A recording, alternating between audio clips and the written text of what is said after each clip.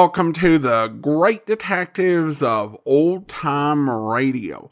From Boise, Idaho, this is your host, Adam Graham. If you have a comment, email it to me, box13 at greatdetectives.net. Follow us on Twitter at Radio Detectives and check us out on Instagram, instagram.com/greatdetectives. A reminder, if you've not already, you can pick up a copy of my ebooks, All I Needed to Know I Learned from Columbo, and All I Needed to Learn I Learned from Dragnet. Each book follows the careers and histories of 7 great fictional detectives and policemen, and life lessons that can be learned from them. They are available as ebooks or as audiobooks through audible.com or the Apple Store. And you can find all my books, audiobooks, and ebooks at store.greatdetectives.net. Well, now it's time for this week's episode of Philo Vance. The original air date, November 29th, 1949, and the title is The Thundering Murder Case.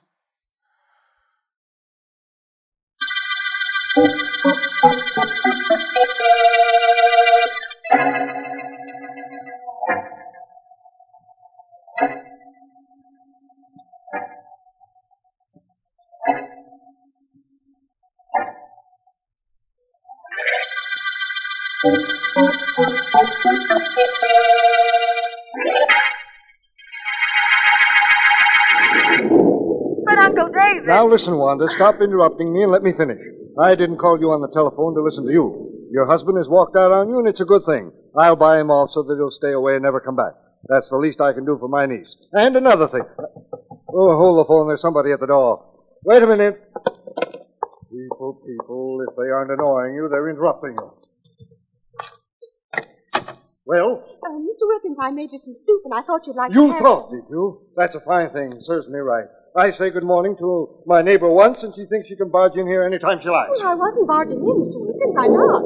It's raining. I know you won't go out, so I wanted to see if you'd like some of the soup I made. Soup you made. Soup you made. You said all that when you knocked on the door and I opened it. Yes. I was talking to my niece on the telephone and you interrupted me. But For no reason. I don't want any soup. I hate soup. Oh, all right, but I But didn't... nothing. Now get out of here and stay out. Can't a man have some privacy in his own apartment? Well, certainly, but all I did... Goodbye. Now, you listen to me, Wanda. Better still, you come over here right away, and I'll tell you the rest of what I have to say in person. I know it's pouring, but you won't get too wet. Better hurry, though, while I still feel like helping you. What a night this is. Really, a night for a murder. Night for a murder.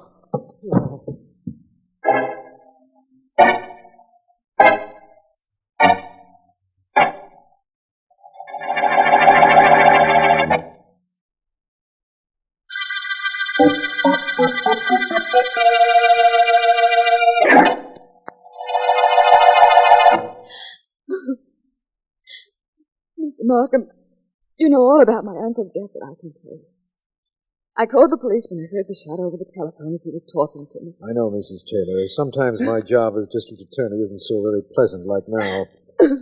Now, there are several things you can tell me about your uncle that might help us find out who killed him. Well, Oh, Vance, come in. Vance, this is Mrs. Wanda Taylor, niece of the man who was murdered. It was his death I asked you to come down and help investigate. Hello, Mrs. Taylor. My deepest sympathies. Thank you. Vance, this is the situation. Mrs. Taylor's uncle, David Wilkins, was talking to her on the telephone when he was interrupted by a neighbor, a widow living next to him. She had made him some broth, but he didn't want any, and he returned to the telephone. We have her testimony to that effect. I see. Have you anything to add to that, Mrs. Taylor? No.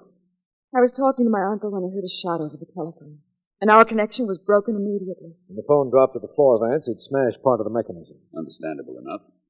You called the police from your telephone, Mrs. Taylor? Yes. They said to meet them at my uncle's place, and I did. It didn't take long, and when I arrived, the policeman was already there. The officer on the beat heard the shot, ran up, and found Mr. Wilkins was still alive. Wilkins said he didn't know who shot him. All he knew was that he was talking on the phone to his niece when his killer walked in. And that, I imagine, is all we know about the case. Yes. Mrs. Taylor, what were you talking to your uncle about? Well, I don't think that's any of your... Mrs. Taylor? It was personal. Very personal. Let me remind you that so is murder. Well, my husband walked out on me 3 days ago. My uncle was saying it was a good thing. that he was going to buy him off. Your uncle had money. A lot. And I was his only living relative. I'm sorry, but he had 2 heirs. Oh, I told you, I know what you said, but you are still married, and your husband automatically owns half of what was left you, unless otherwise specified in a will. Oh. I think the first thing we ought to do is find this husband of yours, Mrs. Taylor. Before we find the murderer, Vance? It's quite possible, Markham, that when we find Mr. Taylor, we'll also be apprehending Mr. Wilkins' killer at the same time.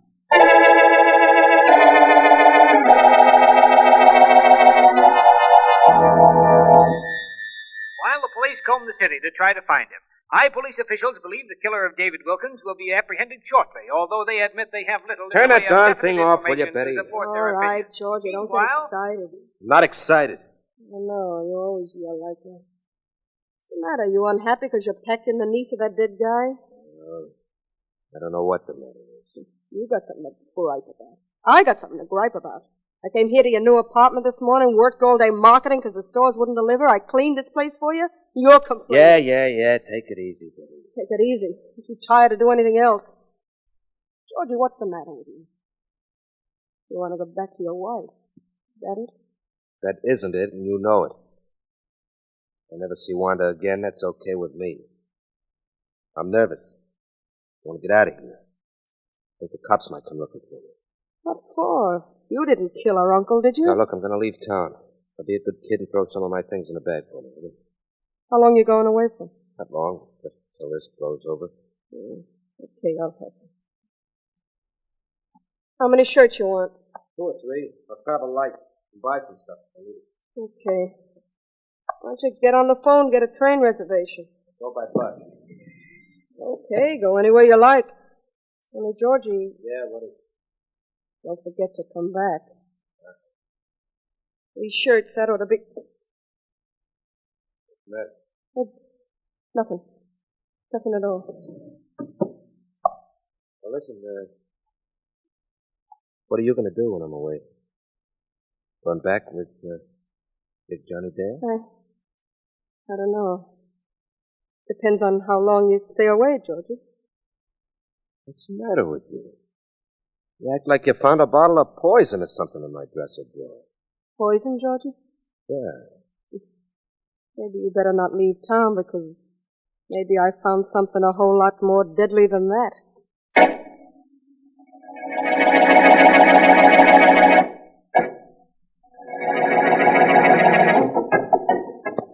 Hey, you're in great shape, Mr. Dale.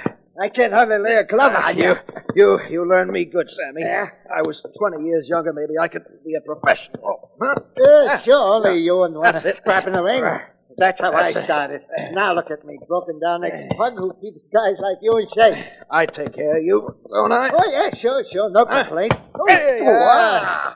You tagged me with that one. Pretty good, huh? Yeah. Hold it, Sammy. Somebody's at the door. Glad to hold it, Mr. Dale. Glad to do it. Hey, you better throw that rope over your shoulders when you open that door. It might be a drag. Good idea, Sammy. Very good idea. Hello, Johnny. Betty, baby, come on in. Yeah. Johnny, I gotta talk to you alone. Sure, Betty. Hey, Sammy, scram, will you? Sure, Mr. Dale. What's going on, Betty? What's got you so upset? Johnny, I need help. I want a favor. You're coming back to me? No, Johnny, not right now. Don't ask me to come back. I'd like to come back by myself. Because if I ever come back that way, I'll stick. Well, you got something there, Betty, baby. Okay, I won't press it. Tell me what's on your mind. Johnny, you know anything about the killing of that David Wilkins guy yesterday? Only what I read about it. Why? This Wilkins was talking to his niece when he was killed. His niece is married to a guy named Taylor, only he walked out on her a couple of days before. Yeah? It's the guy I'm running around with. Well, that's a nice, pretty picture. Where do I fit in it? You fit in like this. Hey, kid, that gun. Put it away. No. What do you want to point a gun at me for? I'm sorry. Here, I want you to take it. Wilkins was killed with a .38. Here's a .38 I found in this guy Taylor's dresser drawer. 1 shot's been fired. Take care of the gun for me, Johnny. So that's the pitch, huh? Yeah. Your boyfriend knocked off the uncle, stashed the gun in his dresser, and you found it. Yeah. You found it and you bring it to me to see that it gets lost. You got a lot of nerve, Betty. I got a lot of confidence, Johnny. You'll do it for me, won't you? I don't know. I'm not sure. This sticks me in the middle of something that ain't my business. You know that. I don't want that gun kicking around. This boyfriend of mine wanted to blow town, only I talked him into staying for a little while. But he wouldn't know how to duck a hot rod, and you would. Yeah, I'd know. Cops looking for this new guy of yours? Not that we know of. Only he's afraid of something. Well, he ought to be afraid of me. After all, he took my girl away. He didn't take. She went to him. I guess that's right. Well, okay, Betty, baby. I'll take the gun. Oh. And I'll get rid of it. You got a big heart, Johnny. And a soft head. Imagine me making sure a guy don't take a murder rap so that my girl can still have him.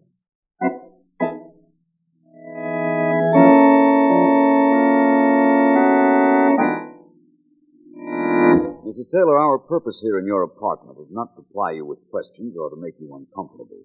You understand that. I know, Mr. Vance. We haven't announced it to the papers, but we're trying to find your husband. So far, we haven't had any luck. Oh? That's the reason Sergeant Heath is inside searching your bedroom. I understand. He's looking for something that might give you an idea as to where my husband might be. Exactly. Excuse me just a moment. Good. Find anything, Heath? No, not yet, Vance. We're still looking. Keep at it, please, Heath. Don't worry. Now, Mrs. Taylor, I want to know anything that you can tell us that might be a clue as to where your husband is. I haven't any idea. I've given you his picture. I've told you I'm pretty sure there's another woman involved. Naturally, I wouldn't know who she is. Naturally. I want to thank you for being so honest with us.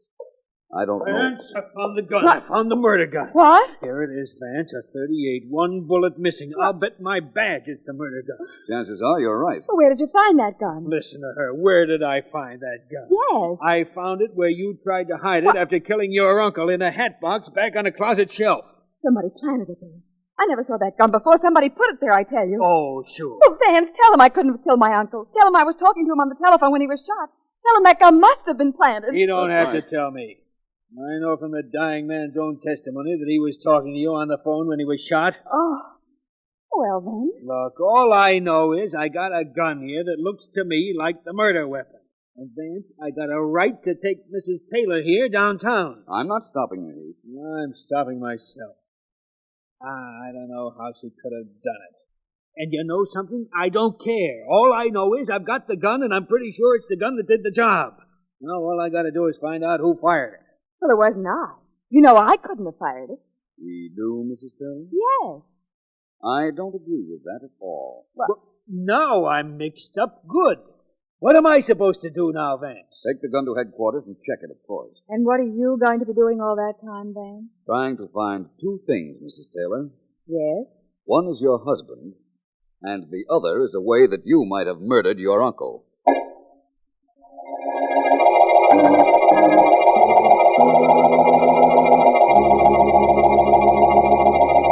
Take a look, Sergeant Heath. Yeah?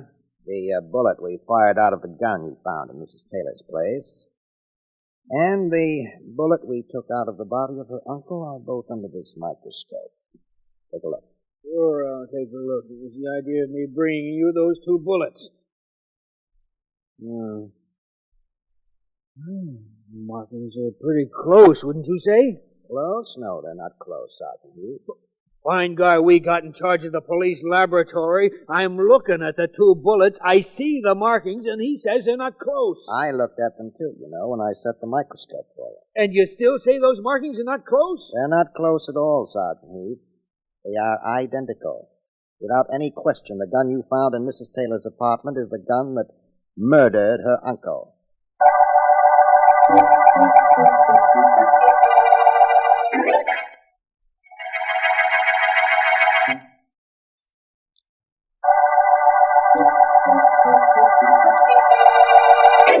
This is District Attorney Markham. The thundering murder case opened with the finding of the body of David Wilkins, killed during a rainstorm in his apartment. Investigation proved that he was talking on the telephone to his niece, Wanda Taylor, at the time of his death, and Mrs. Taylor's husband was missing. Philo Vance believes that Taylor might be an important factor in this case, and so do I. But while we're searching for him, Sergeant Heath has found the murder gun in Mrs. Taylor's apartment. Vance and I are in my office, and he has decided... Despite the evidence of the gun in Mrs. Taylor's place, Markham, I still want to find George Taylor, her husband. And for a very good reason, Vance. Mrs. Taylor couldn't possibly have killed her uncle. Even though she did gain appreciably through his death, he left everything to her. Yes, I know. But I don't agree that she couldn't have killed him. At the moment, I don't see how she could have done it, but it's possible she might have. Everything is possible, of course. There certainly is nothing to support the theory that she's guilty, Vance. I agree with that, too. And I know you agree that we ought to do something about finding George Taylor. This is the photograph Mrs. Taylor gave me. Yes, I've seen it. Taylor was quite good-looking. Perhaps too good-looking, Markham. But I don't care half as much what he looks like as I do where he is. There's nothing in the photograph that would tell us that. No? I just noticed something. Look at what's on his lapel. That emblem? Mm-hmm. It's an indication that he's a member of some kind of a club or an order of some sort, isn't it? Yes, that's the Roster Club emblem. Roster Club? Yes. Let me see now. Taylor doesn't know we're looking for him, does he? Why, no. You asked me not to tell that from the newspapers. Good. Now, so far as Taylor knows, his wife never indicated to us that he walked out on her. Therefore, there'd be no reason for him to be in hiding, would there? Oh, I see what you're getting at. I'm sure you do. If Taylor belongs to the Roster Club, and apparently he does, inasmuch as he wears the emblem in his lapel, he's probably an active member, there's no reason why he wouldn't attend a meeting, is there? None that I know of. In fact, the chances are he would attend a meeting just to keep up appearances, just so nobody would suspect that there was any reason he didn't attend. Reasons such as a split-up between him and his wife. Vance, I think you've done it again. I think your logic has enabled us to find Taylor. You know, it sounds incredible that sitting at this desk with me, you could indicate where a missing man might be. I should have used that logic yesterday. Then perhaps he wouldn't have had a chance to plant that gun in his former apartment, if he planted it. Well, what's our next step? Check the Roster Club. Find out when their next meeting's to be held. And at its conclusion, you and I will be waiting outside to pick up George Taylor.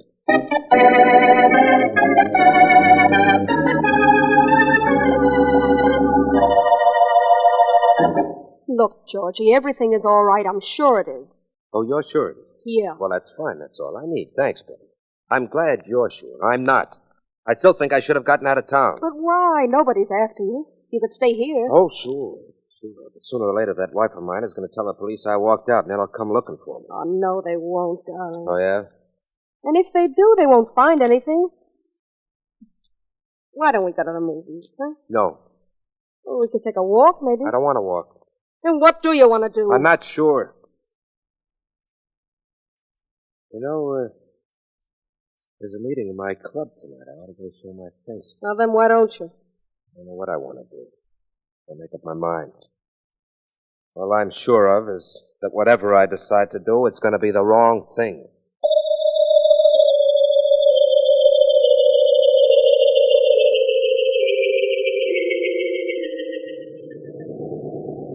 It's almost 11 o'clock, Markham.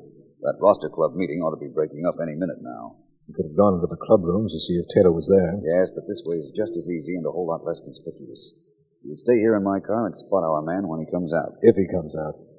Vance, I can't help feeling that there's someone else involved in this case that we don't know about. It's very possible.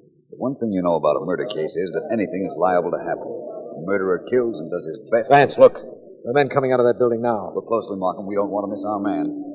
Maybe we'd better get out of the car. This might be advisable. Let's wait. There he is. You're right. What do we do now? Call his name. He'll come over here. Very well. Oh, Taylor! George Taylor! He's looking around. Over here, Taylor. Here we are. Oh, me? So far, so good. He's headed this way. Did you call my name? Yes, we did. Get in, Mr. Taylor. Who are you? I'm District Attorney Markham. This is Philo Vance. We want to talk to you. Oh, no, you don't. I'm getting... Wait a minute, Mr. Taylor. Running away won't do you any good. Now, look. The police would pick you up in a few hours. Right now, this is not an official invitation.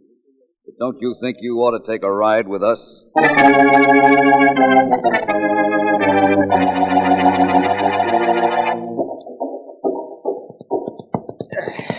I'm pretty good with this punching bag, huh, Vance? Not bad, Dale. Oh, I suppose you could do better. I don't know. I haven't tried in years. Well, go ahead and try. Here, take a crack at it. Let's see you make a few tricks. All right, Dale. Well, you're all right. Thank you. Now let's see how all right I am at finding out what I want to know about you. I knew this wasn't a social call. But if it's business, Vance, you better talk to my lawyer. That's what I pay him for. I want to talk to you, Dale, not him. And I want you to listen. Oh, you do, huh? Yes. What happens if I don't?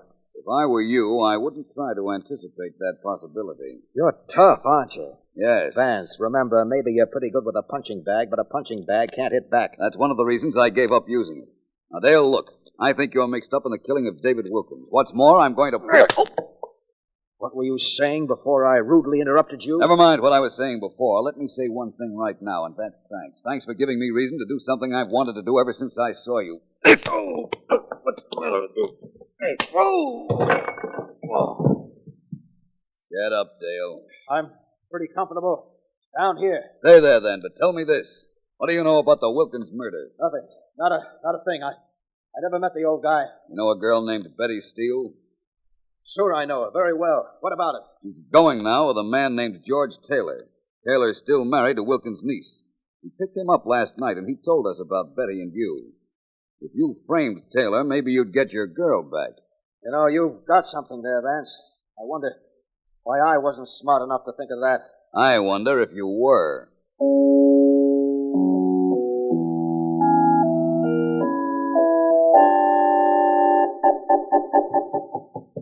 Who is it? Me, Markham, Sergeant Heath. You sent for me. Yes, come in. Oh, hi, D.A. What's up?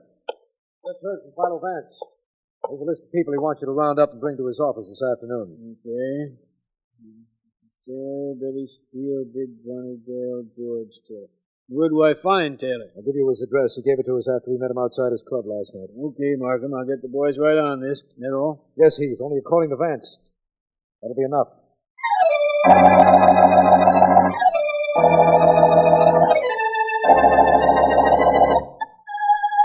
I want to thank all of you for coming here to my office. Oh, it's nothing.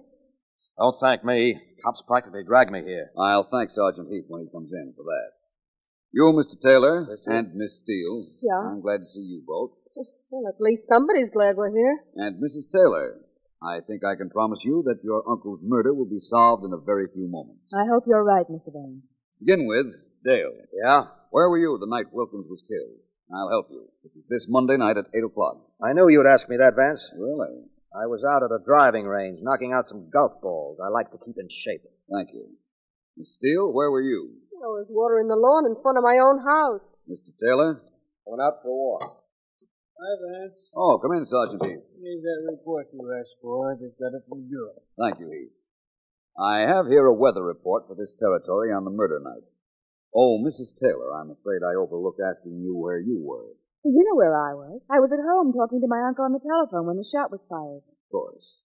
Now, everybody listen.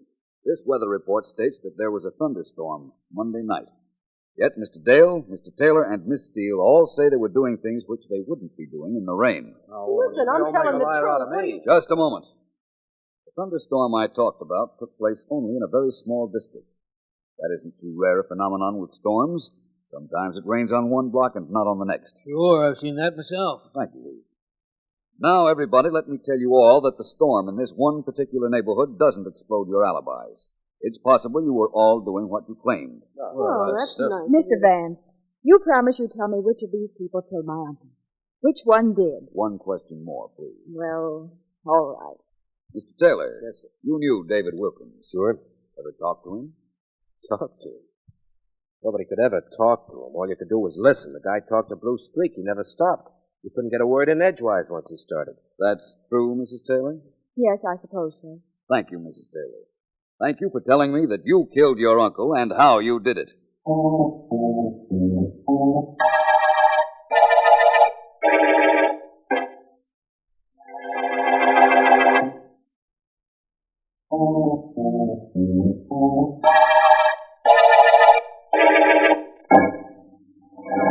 First of all, Markham, I got all our suspects together so that I could hear their alibis. None of them mentioned rain, therefore none of them was in the neighborhood of the murder when Wilkins was killed. Unless they were lying. People don't lie about their alibis, Markham. It's too easy to explode a lie, and a lie is much too definite an indictment against a suspect in the event that we prove his story false.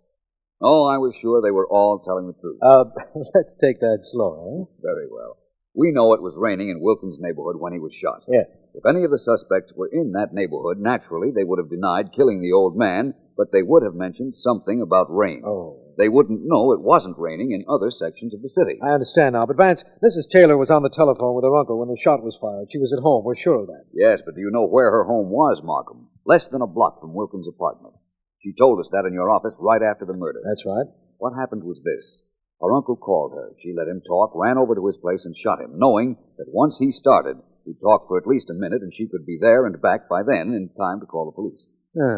We know her motive, of course, but what about the murder gun? What happened to that? That was the only complicated part of this case, Markham. In making her confession, she said she followed her husband one day when she happened to see him on the street after he walked out. He went to his new apartment, and she broke in there later to plant the gun. Which was found later in her husband's apartment by his new girl. Right. Betty Steele found it, gave it to Johnny Dale. This Dale told me just a little while ago. You see, Betty thought that Taylor had killed Wilkins, so she wanted Johnny to get rid of the gun. He, of course, planted it in Mrs. Taylor's apartment, where Heath found it. Well, that gun really did some traveling around, didn't it? No more than I did on this case. Only I went in circles until I got all our suspects together. Funny how a situation develops, isn't it, Vance? Yeah. After all, this seemed like such an ordinary murder at the beginning. Yes, it did. And it turned out so unusual at the end of the thundering murder case.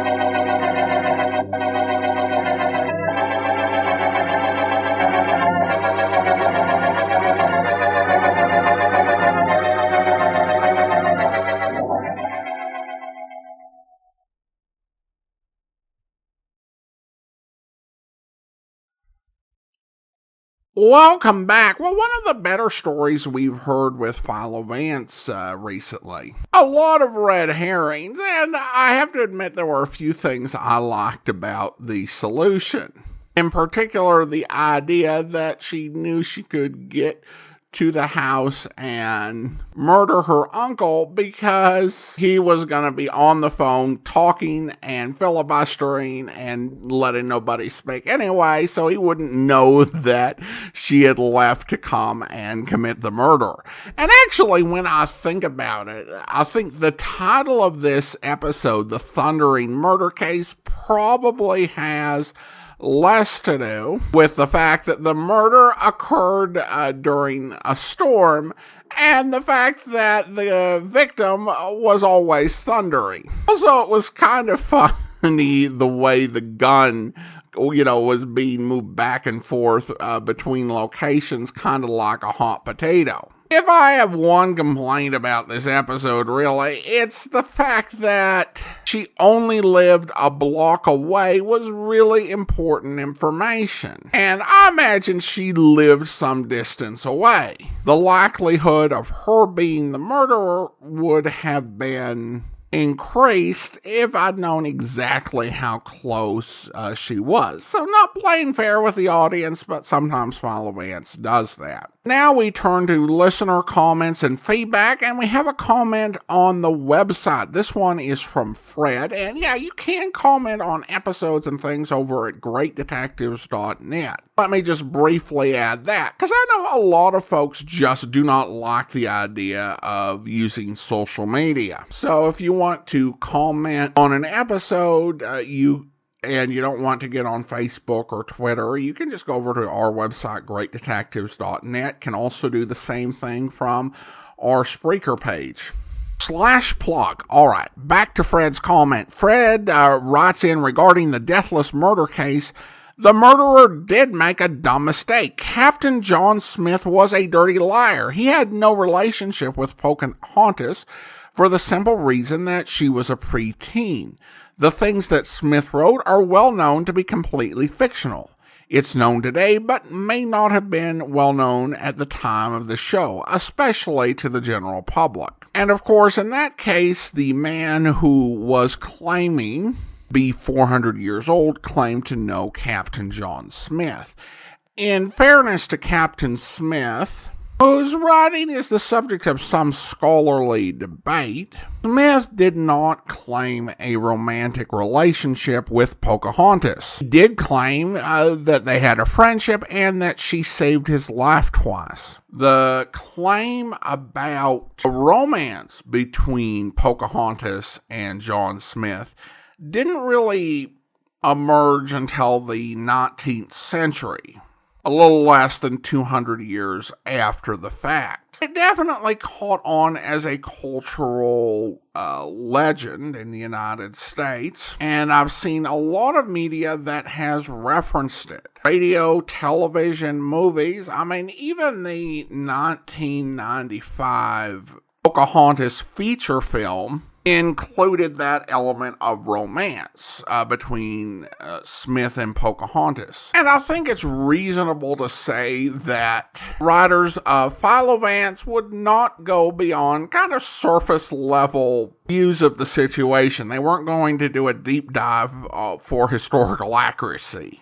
But thanks so much for the comment. Now it's time to go ahead and thank our Patreon supporter of the day. Thank you to Dan, Patreon supporter since March 2016, currently supporting us at the Detective Sergeant level, $7.14 or more per month. Thanks so much for your support, Dan. And that will do it for today. A reminder that you can subscribe to this podcast using your favorite podcast software, whether it's Spreaker, Amazon Music at amazon.com/OTR Detectives, or the Apple Podcast app. If you are enjoying this podcast on YouTube, like the video, subscribe to the channel, and mark the notification bell. All those great things that help our channel grow. We'll be back next Thursday with another episode of Philo Vance, but join us back here tomorrow for yours truly, Johnny Dollar, where... Oh, I didn't think it was as bad as that. I guess maybe I better tell her.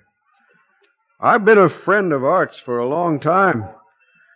I'll see you later, Mr. Dollar.